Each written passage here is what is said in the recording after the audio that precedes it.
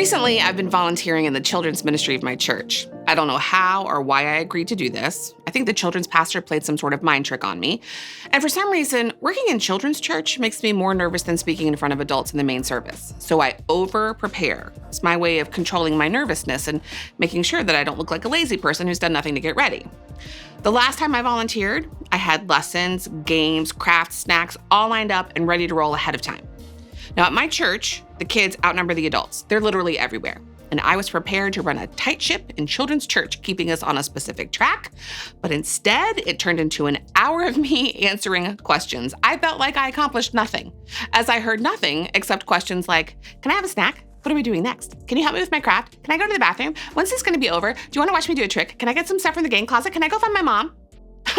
Good thing I over-prepared and stressed out for that, right? Well, kids are the best at asking questions. They have zero insecurity or self-consciousness. They will tell you exactly what they want or need.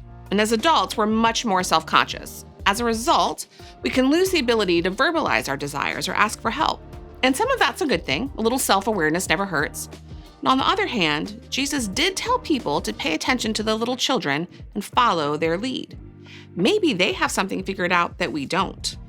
In the same way, Jesus followed the lead of children when he was on earth. He asked lots of questions. He was a great storyteller and teacher. He could have spoken on any topic and solved any problem even before it came to the surface. And yet, he loved to get people involved and engaged. And one of the ways he did this was by asking questions.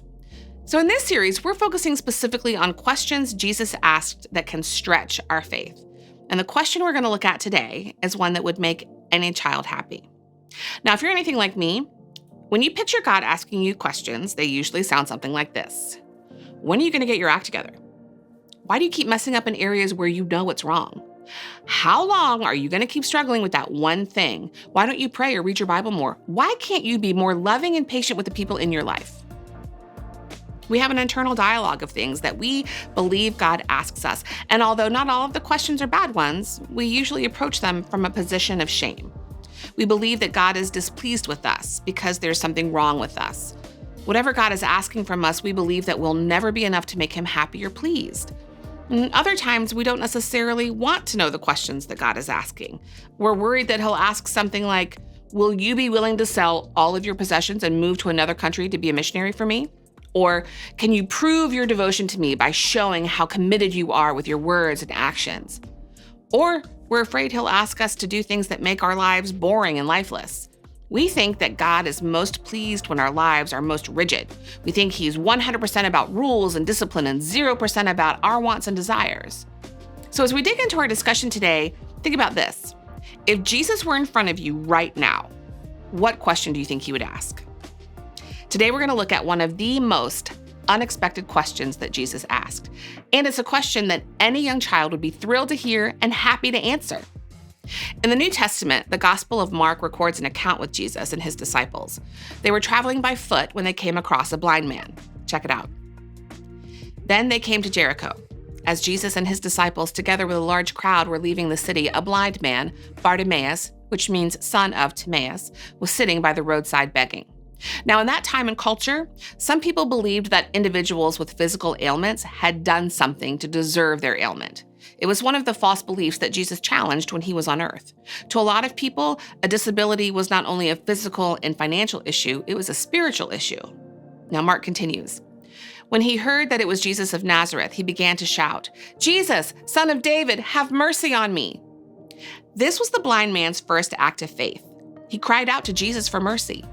Isn't it true that so often when we're in a tough situation, we'll blame Jesus, or we'll turn our back on him, or we'll turn to other people, or we'll look for an escape? Not this guy. He cried out without shame and without reserve.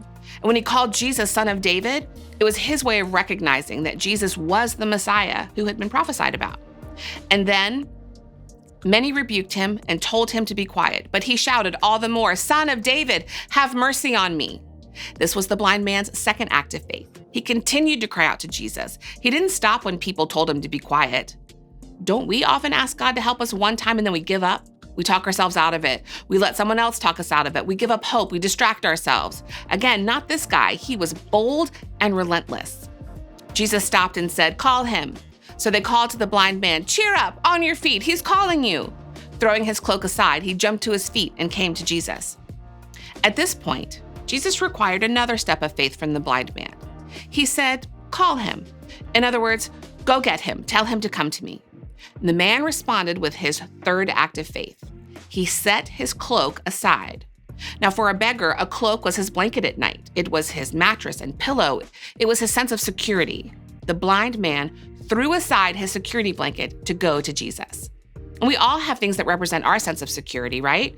Worry, money, alcohol, relationships, control, cynicism, work, parenting, technology. The list is endless. We all have things that we go to help us cope with the harsh reality of life. For some of us, it's not that our lives are particularly bad, it's just that we need something to help us make it through the routine grind of every day. In the midst of that, Jesus is inviting us to go straight towards him. And then comes the big question that Jesus asked. Have you been doing everything that you're supposed to be doing? No, wait, that wasn't the question he asked. He asked this: how well do you understand and follow the law? No, that really wasn't it either. Okay, this was the actual question that Jesus asked. What do you want me to do for you? Jesus asked him. Wouldn't all little children love for us to ask them this question? Jesus took the time to ask the blind man what he wanted. His question isn't as obvious as you might think. In a different incident, when Jesus asked another man if he wanted to get well, it appeared that the man's illness gave him an identity that he cherished more than healing. We patronize people when we assume that we know how they want to be helped. And not only did Jesus ask so that the blind man would verbalize his faith, he also let the blind man know that he was seen, heard, loved, and valued. In our own lives, if we're going to answer this question, we have to figure out what we want. And this takes reflection. In the book A Praying Life, Thomas Merton, who is a Trappist monk, says this: why do we have to spend our lives striving to be something we would never want to be if we only knew what we wanted? Most of us don't put God to the test. We don't ask for what we want. Therefore, we don't have the experience of answered prayer. We don't ask either because we don't think that our desires are spiritual or because we haven't reflected on what we want. We keep God at a distance because we don't realize how much he cares.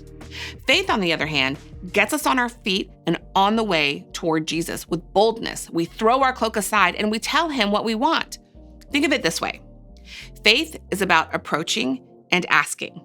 It's not about sitting back and hoping. It's not about us retreating to our safety nets. It's not about us distracting ourselves. It's about following the example of Bartimaeus and walking straight toward Jesus. And this is what happened next. The blind man said, "Rabbi, I want to see." "Go," said Jesus, "your faith has healed you." Immediately, he received his sight and followed Jesus along the road. So how do we take this miraculous story and apply it to our lives? What are some ways we can put this into practice? I think our first step is asking ourselves this: what do I want Jesus to do for me?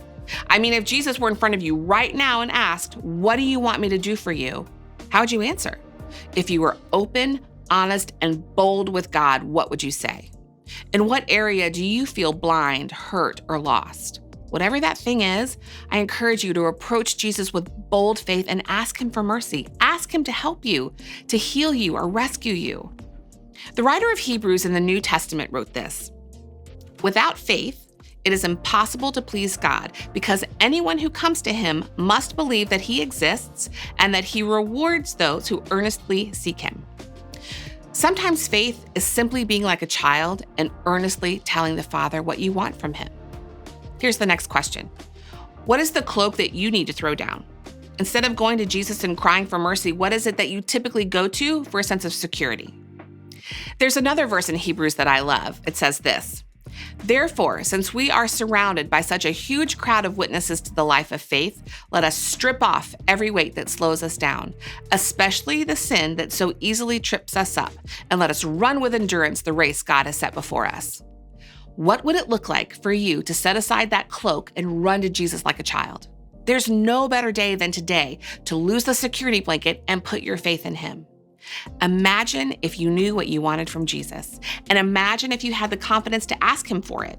You may not get exactly what you want as soon as you want it, but your faith will be stretched as you continually set aside your security blankets and walk toward him.